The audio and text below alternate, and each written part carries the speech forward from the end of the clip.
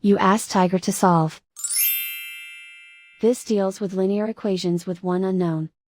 The final result is x equals 29 over 2. Let's solve it step by step. Simplify the expression. Simplify the arithmetic. Group all x terms on the left side of the equation. Subtract 3x from both sides.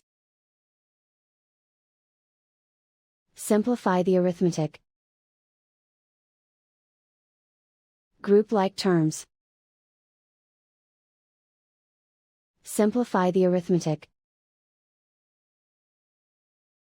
Isolate the x. Divide both sides by 2. Simplify the fraction. And so the final result is x equals 29 over 2.